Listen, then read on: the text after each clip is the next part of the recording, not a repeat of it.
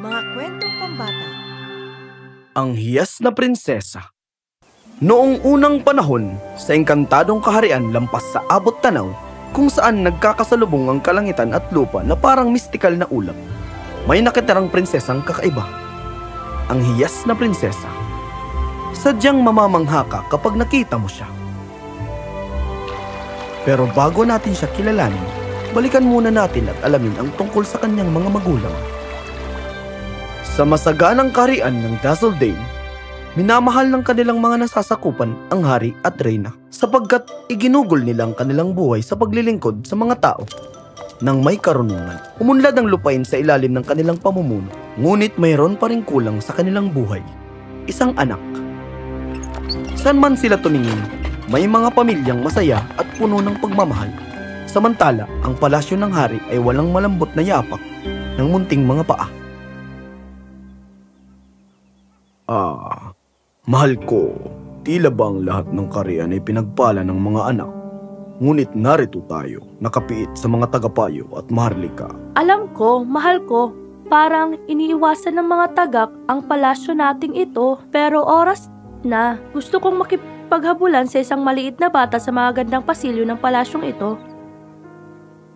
Aking kinausap ang mga maharlikang doktor at salamangkero. Humingi ako ng payo, dapat tayong magkaroon ng tagapagmana ng trono. Oh, mumuha akong pasimulan tungkol sa mga tinatawag na mga eksperto na nag-aalok ng payo sa pagiging magulang. Akala mo nagpalaki na sila ng 12 anak? Ha! Parang inalagaan lang nila ang 12 ng tasa ng tsaa sa kanilang mga labi. Hindi ko sila pagkakatiwalaan na mag-alaga ng baka, lalong-lalo na ang isang bata. Ngunit sang-ayon ako, dapat tayong magluwal ng buhay sa mundong ito. Oo, sana'y magmana sila ng iyong katalinuhan at karisma. Oh, huwag kang mag-alala, mahal ko. Ang ating anak ay magiging perpektong kombinasyon ng karunungan at kalokohan, katulad natin. Palagay ko, kaya kong tiisin ang kaunting kalokohan kung ito'y nangangahulugan makakakuha na tayo ng matagal na nating inaasam na kasiyahan. Ha ha ha ha! At ako'y masaya na magtiis ng ilang mabagal na sesyon sa korte kung ito'y nangangahulugan na magkakaroon tayo ng munting yaman na ating mamahalin. Narito at pagmasdan, sa gitna ng kasiyahan sa Dazzledale, isang napakahalagang munting prinsesa ang isinilang. Isang perpektong maliit, kaaya-ayang munting kulay rosas na sanggol na prinsesa. Naging isang masaya at maligayang karnabal ang kaharian. Kapistahan, prosesyon, at napakaraming paputok. Ang mga bilanggo ay nagsaya patungo sa kanilang kalayaan at ang mga may utang ay sumayaw na parang wala ng utang at ang ilan ay nagpakasasa sa walang katapusang sorbete. Oh, at sa mundong ito, karaniwan lang ang mga diwata. Sila ay mga kaibigan ng hari. Inihanda ng masayang hari ang isang maluwalhating salusalo, ang marangyang seremonya ng pagpapangalan. Ang mga pinakamahusay, matatanda, mataas na tao at mga makapangyarihan sa kaharian ay nagtipon. Lahat ay inanyayahan. Yay! Woo! Habulan tayo! Tara! Laro tayo! Yay! Yay! Laro tayo! Halika na! Yay! Halos ganun. Ang reyna ay nagpadala ng lahat ng imbitasyon, subalit sa kanyang pagkaabala, sa ilalim ng kalituhan, ay nakalimutan niyang imbitahin ang kilalang Grand Duchess na si Malicia, isang kamalian sa fairy tale ng epikong saklaw. Ang arsobispo ay nagmungkahi na ang munting prinsesa ay pangalanang Gemma. Ang aking pinakamamahal na anak, Prinsesa Gemma. Tulad ng pag-akyat ng seremonya sa kanyang krusyal na bahagi habang lahat ay abala sa kanilang pag-aabang, isang malakas na pagpasok ay biglang nag-agaw ng atensyon. Isang ang tunay na dramatikong pagpasok. Tingnan nyo nga naman, sa wakas ay naalala na rin ako. Pinapanood ko lahat ng drama mula sa itaas at hindi ko mapigilan gawin itong mas masaya.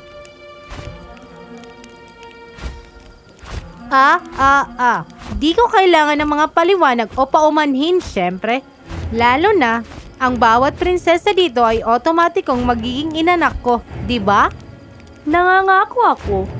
Babawi ako sa'yo, Malicia. Mag-usap tayo. Nako, mabait ka ata sa akin ngayon. Ang galing naman. Wala tayong dapat pag-usapan. Gusto ko lang bigyan ng munting regalo si Gemma. Oh, ayun siya! Oh, tignan mo siya. Nagagalak ka bang makita ako?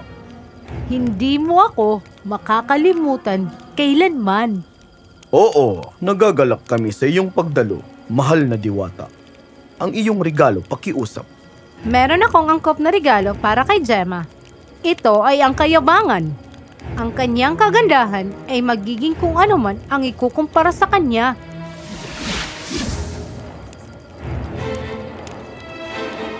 At pagkatapos nun, umalis siya.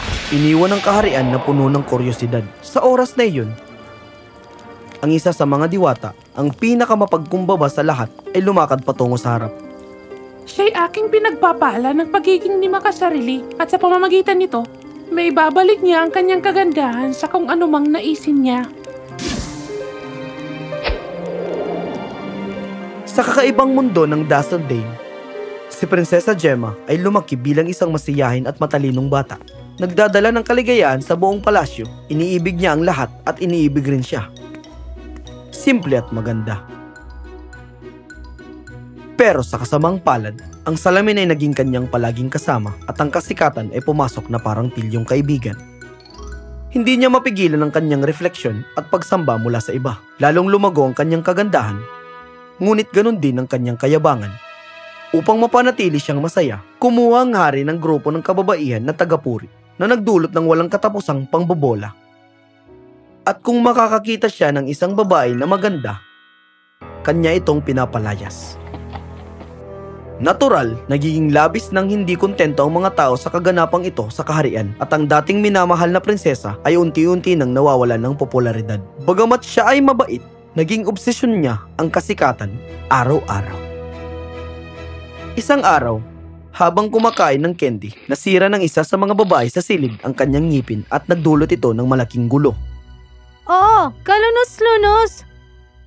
Salamat at hindi nasira ang mahalagang perlas ng ngipin ng prinsesa.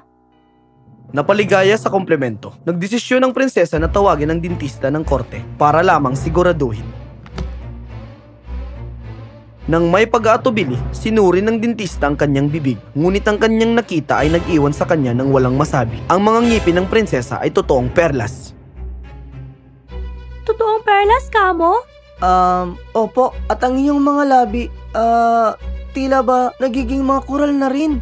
Ano? Coral? Opo, at maaaring maging ganap ng mga koral ito kalaunan. Oo, isang maharlikang suliranin, mga perlas ng ngipin at koral na mga labi. Isang kaharian ng kababalaghan. Sa isang kakaibang pangyayari, nahimatay ang prinsesa at lahat ng mga babae ay nagmadali para tulungan siya. Ang kawawang dentista ay hindi kinaya ang kaguluhan at umalis. Sa paglipas ng mga araw, nasanay ang prinsesa sa kanyang mga labi na koral at mga ngipin na perlas. Tila mas angkop ito para sa isang maharlika kung tutuusin. At nang tumahimik ang lahat, sa pagsuklay ng kanyang buhok, nagpahayag na ang kanyang mga buhok na ginto ay tunay na ginto. Nagulat ang kaharian, ngunit ang prinsesa ay walang pakialam. Para sa kanya, ito'y pagpapabuti. Ang hari at reyna ay nagdadalamhati at nanginig sa lihim na takot, sapagkat napagtanto nila na ang ngayoy nakalimutan ng salamangka ay patuloy na nagtatrabaho patungo sa isang misteryong wakas. Pero teka, meron pa. Ang kanyang mga mata ay naging malalim na asul na sapero. Kumikinang at nagniningning. At ang kawawang prinsesa ay bulag na ngayon.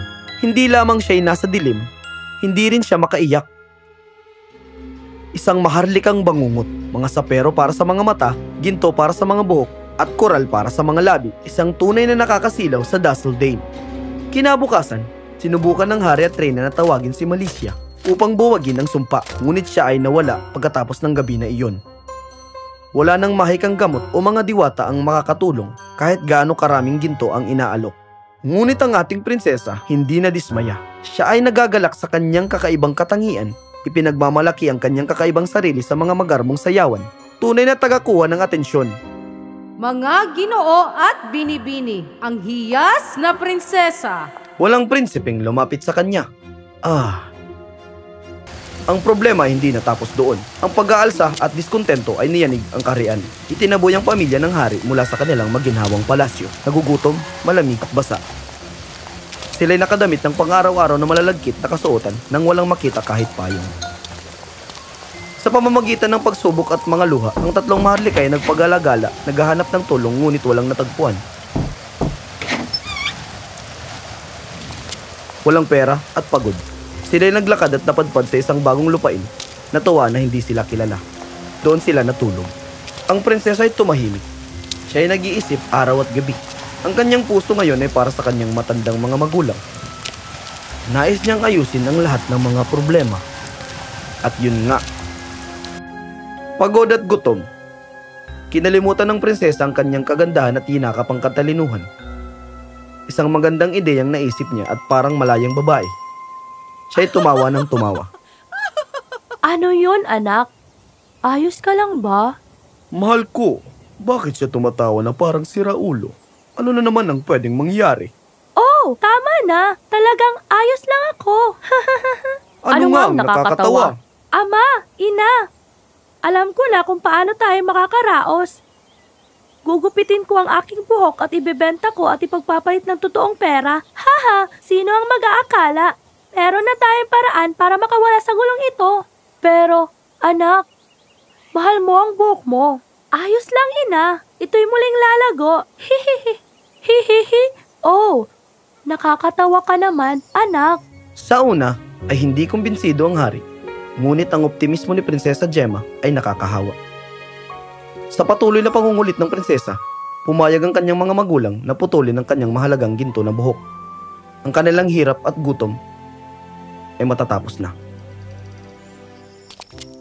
Kinabukasan, bago pumunta sa mint, kumatok ang reyna sa isang kalapit na maliit na bahay at tumiram ng isang pares na gunting.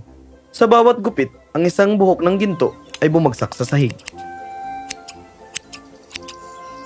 Maluhalo ang itinali ng hari ang mga buhok sa isang bigkis. Oh, at ang prinsesa, ngayon na may maikling buhok na may mga kulot, nagsuot ng isang sombrero, siya ay nagmukhang kaakit-akit. Sila ay nagtungo sa mint. Pagkatapos palitan ng kanyang mahalagang buhok ng gintong pera, habang sila ay naglalakad palayo, naganap ang isang mahiwagang pagbabago. Teka, may nangyayari. Nakakakita na ako ulit. Ang kanyang mga saperong mata ay bumalik sa pangkaraniwang asul na mata at muli niyang nakita ang mundo. Maaari na siyang kumurap, kumindat, at umiyak ulit. At umiiyak nga siya. Mga luha ng kasiyahan at mahigpit na niyak. Kapang kanyang mga magulang, ang masipag na anak na prinsesa ay tumindig at binasag ang sumpa ni Malicia sa pamamagitan ng kanyang mga walang pag-iimbot na gawa. Binahagi niya ang lahat ng pera sa kanyang tuwang-tuwang mga magulang. Ngunit palihim niyang iningatan ang isang piraso para sa kanyang sarili, sapagkat hindi niya mapigilang humanga sa larawan ng isang gwapong prinsipe na nakadikit dito. At habang puno ng mga gintong barya ang kanilang mga bulsa, natagpuan ng tatlong maharlikang kasiyahan sa isang magandang bahay sa probinsya na nakatago sa gitna ng isang parang larawang hardin. May mga palisdaan, idagdag pa ang mga manok at pato sa kanilang kaligayahan. Kumuha sila ng katulong na may malarosas na pisngi para tulungan sila. At sa gayon, sila'y namuhay ng maligaya habang buhay. Halos. Ngunit may kaunting pihit pa ang tadhana. Ang prinsipe na nasa gintong barya ay napadpad sa mint kinabukasan at ang kanyang kuryosidad ay nanaig sa kanya. Ang mga makintab na buhok na ginto ay nagbukas ng kanyang interes at kinailangan niyang malaman kanino ito. Kaya't sumakay siya sa kanyang kabayo at naghanap ng babae na may gintong buhok. Sa wakas, dumating siya sa pintuan ng munting kubo. Nang walang ano-ano, pumasok siya sa hardin. Kumusta? Uy! At sa huli, ay nahanap din ng prinsipe ang prinsesa. At ngayon masasabi na natin na muhay sila ng masaya habang buhay.